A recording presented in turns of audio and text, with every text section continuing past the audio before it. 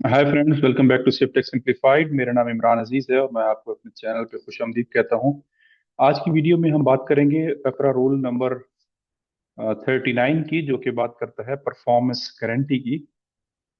जब आप कोई कॉन्ट्रैक्ट वगैरह अवार्ड करते हैं, प्रोक्योरमेंट कंप्लीट हो जाता है आपका प्रोसीजर और अवार्ड की तरफ आप जा रहे होते हैं, तो आपने सप्लायर या कॉन्ट्रैक्टर से उसके वर्क एग्जीक्यूशन के दौरान होने वाली परफॉर्मेंस उसके मुतालिक आपने कुछ गारंटी लेनी है, कुछ अमाउंट लेनी है। तो वो अमाउंट आपने कितनी लेनी है और उसका क्या प्रोसीजर है, इस बारे में हमारी वीडियो को मुकम्मल देखिए। So let me share my screen, जिसमें हम एक प्रेजेंटेशन के थ्रू आपको इस टॉपिक के बारे में मजीद एक्सप्लेन करेंगे। सो एज ए मेंशन, ये टॉपिक परफॉर्मेंस गारंटी का कवर हुआ है अंडर रूल 39 में,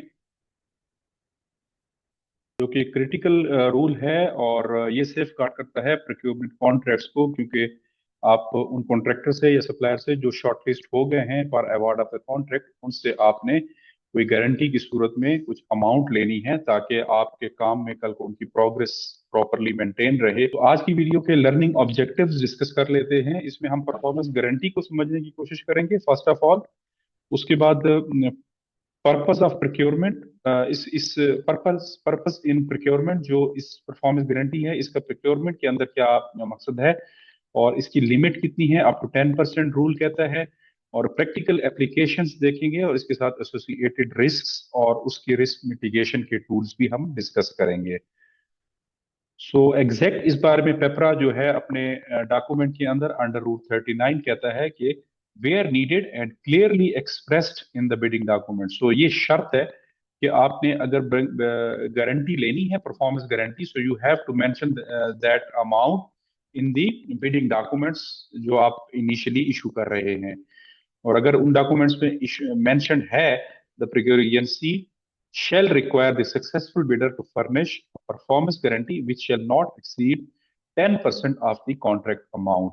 सो आपने ये सक्सेसफुल बिडर से लेनी है और मैक्सिमम इसकी जो अमाउंट है वो 10% ऑफ द कॉन्ट्रैक्ट अमाउंट होगी, जो आपका वैल्यू आप अवॉर्ड कर रहे हैं वर्क ऑर्डर वगैरह की अमाउंट, उसका 10% आप मैक्सिमम ले सकते हैं। So what is performance guarantee? सबसे पहले ये समझने की कोशिश करेंगे कि परफॉर्मेंस गारंटी जिसका हम जिक्र कर रहे हैं बार बार, ये है क्या। ये एक फाइनेंशियल सिक्योरिटी है जो कि कॉन्ट्रैक्टर्स या सप्लायर सबमिट करते हैं टू इंश्योर कॉन्ट्रैक्ट एग्जीक्यूशन। और प्रोक्योरिंग एजेंसीज अपने कॉन्ट्रैक्ट की प्रॉपर एग्जीक्यूशन और एज पर स्केड्यूल एग्जीक्यूशन चाहते हैं। तो इस वजह से एक फिक्स्ड अमाउंट जो कि maximum 10% of the contract value होगी, वो एजेंसीज अपने पास सिक्योर रखती हैं कॉन्ट्रैक्टर से लेकर, ताकि किसी भी किस्म का डिलेज ना हो और उनकी परफॉर्मेंस जिस तरह उन्होंने एग्री की है कॉन्ट्रैक्ट के अंदर, उसके मुताबिक ही तमाम माइलस्टोन्स अचीव किए जाएं। It protects the procuring agencies और it covers the default risk. किसी किस्म का डिफॉल्ट वगैरह के जो भी रिस्क होते हैं associated with the contractor performance, वो इससे कवर होते हैं। पर्पस ऑफ परफॉर्मेंस गारंटी क्या है? It ensures timely completion of the project और क्वालिटी कंप्लाइंस इंश्योर करती है। It protects against contractor default और फाइनेंशियल सिक्योरिटी फॉर एजेंसीज। जो भी एजेंसीज ले रही हैं उनके लिए 10% अमाउंट उनके पास ऑलरेडी आ चुकी होती है।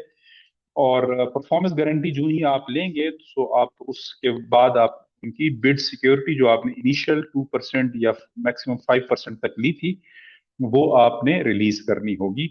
और उसके बाद आप परफॉर्मेंस गारंटी वगैरह लेंगे और फर्दर आगे प्रोसीजर चलेगा। When it is required must be clearly mention in the bidding document. जो आपने बिडिंग डॉक्यूमेंट्स इनिशियली देने हैं उनमें आपने ये मैकेनिज्म इसकी अमाउंट का और लेनी है या नहीं लेनी, और लेनी है तो कब लेनी है, ये आपने क्लियरली मेंशन करना है। It's not an automatic thing कि कॉन्ट्रैक्टर ने खामखा देना है, बट इट्स इट्स मैंडेटरी कि आपने मेंशन किया हो पहले से बिडिंग डॉक्यूमेंट्स के अंदर। And it depends upon the nature of the project, किस नेचर का और किस अमाउंट का आपका प्रोजेक्ट है। इसकी लिमिट्स क्या है? Maximum limit can not exceed 10% of the contract value. जिस तरह रूल ने बताया है क्लियरली कि मैक्सिमम अमाउंट 10% है, लेकिन उससे कम भी आप ले सकते हैं, 5%, 8%, depending upon the quantum of the project and nature of the project. For example, अगर आपकी कॉन्ट्रैक्ट की अमाउंट 100 मिलियन PKR है, सो परफॉर्मेंस गारंटी जो है it should be less than 10 million. Like maximum 10% है, तो 100 मिलियन का 10%, 10 मिलियन बनता है। सो इससे कम कम आपने लेनी है, या मैक्सिमम 10 मिलियन तक आप दे सकते हैं। फॉर्म ऑफ परफॉर्मेंस गारंटी किन किन फॉर्म्स में ले सकते हैं आप? परफॉर्मेंस गारंटी के जो कॉमन फॉर्म्स पाकिस्तान में यूज होते हैं वो बैंक गारंटी है, इंश्योरेंस बॉन्ड है, पे ऑर्डर है, या कॉल डिपॉजिट रिसीट है, CDR। सो इन तीन चार किस्म की फॉर्म्स में आप परफॉर्मेंस गारंटीज ले सकते हैं कॉन्ट्रैक्टर से। लेकिन जो भी आपने फॉर्म लेनी है, आपने वो क्लियर पहले से क्लियरली बिडिंग डॉक्यूमेंट्स के अंदर मेंशन कर दी है। फॉर एग्जाम्पल, वर्स्ट के केस में एक रोड कंस्ट्रक्शन का प्रोजेक्ट है C&W डिपार्टमेंट की तरफ। सो कॉन्ट्रैक्ट वैल्यू उस प्रोजेक्ट की है 200 million. So in that case performance guarantee will be 10% is equal to 20 million of the. आपने 20 मिलियन का बिड सिक्योरिटी उनसे ले, सॉरी, परफॉर्मेंस गारंटी उनसे लेनी है, in shape of CDR, in shape of insurance bond, in shape of bank guarantee. अमूमन ये bank guarantee ही चलती है, या CDR। Form of performance guarantee ये हम ऑलरेडी डिस्कस कर चुके हैं। प्रैक्टिकल एग्जाम्पल, गुड्स के केस में, फॉर एग्जांपल कोई सप्लाई ऑफ इक्विपमेंट है और इसकी वारंटी जो है वो लिंक्ड है। So performance guarantee ensures quality. आपने कोई भी इक्विपमेंट लेना है और आप कहते हैं, आपने ऑलरेडी बिडिंग डॉक्यूमेंट्स उसकी वारंटी पीरियड मेंशन किया है कि जो भी सप्लायर देगा वो इसकी वारंटी 3 इयर्स तक या 5 ईयर तक या 1 साल तक, जो भी आपने रखा है पीरियड, उस तक उसका जिम्मेदार होगा। सो ये परफॉर्मेंस गारंटी आपने उस वारंटी तक के पीरियड को सिक्योर करने के लिए भी यूज कर सकते हैं। ये एक टूल है जो प्रोक्योर एजेंसीज के पास आ जाता है after award of contract. Common mistakes और इंश्योर परफॉर्मेंस गारंटी के मुतालिक, सबसे कॉमन तो यह है कि आप परफॉर्मेंस गारंटी के बारे में बिडिंग डॉक्यूमेंट्स में इनिशियली मेंशन ना करें, और लेटर स्टेज के ऊपर अवार्ड ऑफ कॉन्ट्रैक्ट के बाद आपको जरूरत पड़ जाए, आपको याद आ जाए, तो आप तब मांगना शुरू कर दें। So that is a common mistake. Excessive percentage, 10% से ज्यादा लेना, ये भी एक कॉमन मिस्टेक है। वीक इन्फोर्समेंट, या बहुत कम अमाउंट लेना, या डिलेड सबमिशन सबमिशन ना करना, तो ये भी एक कॉमन मिस्टेक है। बेस्ट प्रैक्टिसेस एग्जीक्यूटिव एजेंसीज के एंड के ऊपर ये है कि क्लियरली आप डिफाइन करें परफॉर्मेंस गारंटी की अमाउंट, उसका फॉर्म, उसका मोड, और कब देनी है, कितनी अमाउंट की होनी चाहिए in your bidding documents. Keep with in the 10% limit, 10% जो आपने मैक्सिमम लिमिट रखी है उसके अंदर अंदर रहें। और वेरीफाई बैंक गारंटी अथेंटिसिटी, जो भी आपकी bank guarantee in performance guarantee in shape of bank guarantee दी गई है, तो उसकी अथेंटिसिटी जरूर वेरीफाई करवाएं कि वो ठीक है। क्या वो शेड्यूल बैंक, आप उसको दोबारा भेज सकते हैं बैंक को उसकी वेरिफिकेशन के लिए, या स्टेट बैंक से भी उसको वेरीफाई करवाया जा सकता है। एंड इन्फोर्स स्ट्रिक्टली, ये भी आप मतलब सख्ती से उसको पाबंदी करें कि वो परफॉर्मेंस गारंटी दें, अगर बिडिंग डॉक्यूमेंट्स में मेंशन है तो उसमें किसी किस्म की रिलैक्सेशन नहीं दे सकते। बीइंग कॉन्ट्रैक्टर, कुछ बेस्ट प्रैक्टिसेस डिस्कस कर लेते हैं। अरेंज गारंटी टाइमली, आपको चाहिए कि अगर बिडिंग डॉक्यूमेंट्स के अंदर पहले से मेंशन है, सो आपको पता होना चाहिए, मेंटली आप प्रिपेयर्ड हो कि इतनी अमाउंट है और ये मैंने immediately after receiving the work order आप मैंने देनी है। उसका पीरियड वगैरह भी मेंशन होगा। यूज रिप्यूटेबल बैंक्स, जो बैंक इसके लिए सपोर्टिव हैं, इसको देने के लिए बेहतर है, उनकी रिप्यूट अच्छी है, उनसे बनवाएं, ताकि कल को वेरिफिकेशन में आपके लिए इश्यूज ना हो।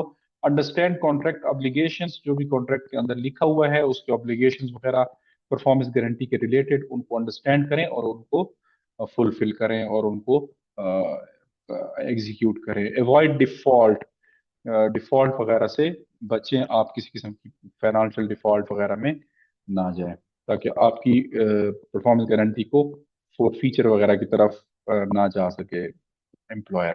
ऑडिट एंड कंप्लायंस में ऑडिटर जो है उसका पर्सपेक्टिव ये होता है कि was the performance guarantee required in the documents, documents के अंदर क्या ये जरूरत था, कितनी अमाउंट का था, कब देना था, ये सारी चीजें ऑडिटर देखेंगे। और फिर उसके बाद अगर ये मेंशन था तो क्या आपने उस टाइम में अवार्ड से पहले वो ली है या नहीं, और वैलिड एंड इन्फोर्समेंट, क्या वो स्टिल वैलिड है जब ऑडिट हो रहा है, या उस कॉन्ट्रैक्ट पीरियड तक वैलिड रहा है, इन्फोर्सेबल था या नहीं था, ये सारी चीजें ऑडिटर देखेंगे। रिस्क जो एसोसिएटेड हैं परफॉर्मेंस गारंटी के साथ, अक्सर फेक बैंक गारंटी सबमिट होती हैं, so you have to be very careful. इसकी अथेंटिसिटी चेक करें, बैंक से वेरीफाई करो, ताकि ये अथेंटिक डॉक्यूमेंट आपके पास रहे। कॉन्ट्रैक्टर डिफॉल्ट कर जाता है अक्सर, तो ये भी एक काफी रिस्क है। सो अगर आपके पास 10% बैंक गारंटी है, so you can cover your losses. Weak enforcement, ये भी एक रिस्क है, अगर आपके पास इन्फोर्समेंट वीक है, और फाइनेंशियल लॉस टू एजेंसी, ये भी एक काफी बड़ा चैलेंज है। इसलिए इनको मिटिगेट करने के लिए नॉर्मली आपने परफॉर्मेंस गारंटी लेनी है और इसको वेरीफाई करवाना है। अगर बैंक गारंटी की शेप में दी है या सीडीआर की शेप में देनी है, so always go for verification from the concern bank. जो यूज स्टैंडर्ड फॉर्मेट, इसका जो फॉर्मेट पेपरा ने या पीईसी ने दिया है उसी को फॉलो करें। मॉनिटर कॉन्ट्रैक्ट परफॉर्मेंस, जो आपकी परफॉर्मेंस है वो आप प्रोजेक्ट टीम से गाए बगाए इसकी वेरिफिकेशन करवाएं कि वो परफॉर्मेंस ठीक जा रही है, या डिलेज वगैरह या कुछ क्वालिटी इश्यूज तो नहीं है। और इन्फोर्स पेनल्टीज पेनल्टीज वगैरह भी इन्फोर्स करें। प्रोक्योरमेंट प्रोसेस के अंदर परफॉर्मेंस गारंटी की कहाँ पे लिंकेज है, अंडर रूल 38 में जब हम अवार्ड ऑफ कॉन्ट्रैक्ट के ऊपर जाएंगे, और हमने डिस्कस किया गए थे, तो हमने डिस्कस किया था कि आपने तमाम इन कवानीन को पूरा लॉ रूल्स को फुलफिल करने के बाद आपने अवार्ड ऑफ कॉन्ट्रैक्ट करना है। सो उसके साथ ही ये परफॉर्मेंस गारंटी का रूल भी जुड़ा है। So it is linked with the award of contract. So award of contract से पहले पहले आपने ये चीजें इंश्योर करनी है कि कॉन्ट्रैक्टर ने आपको 10% बैंक गारंटी जमा की है या नहीं। Key takeaways, performance guarantee ensures contract performance, और मैक्सिमम लिमिट इज 10%, और बिडिंग डॉक्यूमेंट्स के अंदर मेंशन होना चाहिए।